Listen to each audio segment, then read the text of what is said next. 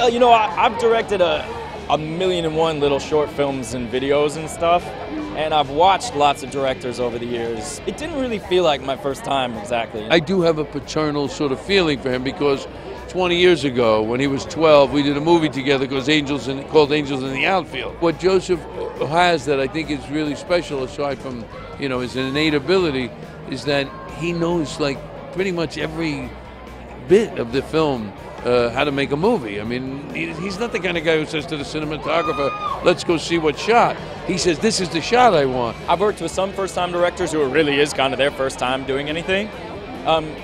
And I've worked with other first-time directors like Mark Webb, who directed 500 Days of Summer. It was his first feature, but he had directed tons of things in the past, so it didn't really feel like working with a first-timer, you know? For me, it was just like getting over the fact that I was doing, you know, scenes with my director felt a little strange at first because I didn't know if he was acting with me or directing me, but learned very quickly that he, just like a good actor who can go in and out of a character, can put the director's hat on and put the actor's hat on and off constantly, switch it on and off and be flawless in it. He's willing, by the way, that if you do something that he didn't expect and yet he likes, he's willing to change, you know. So he has a very sure-handedness sort of approach on the set. You know, I love the kid. What do you want me to tell you?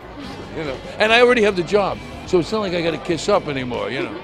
Don John's a story about how people objectify each other, meaning rather than treating each other like people, treat each other like objects.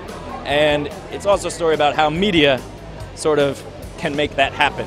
That we learn to have these different expectations from whether we learn it from movies or from TV shows or magazines or pornography or anything else. It's a very, very interesting look at a moment in our culture, told not so much provocatively, but very funny, and every once in a while you find yourself laughing and saying, geez, why am I laughing at that? And, you know, the character, John, he has these certain ideas of what love is supposed to be, what a woman is supposed to be, what sex is supposed to be, and he's learned these things largely from, you know, from the media.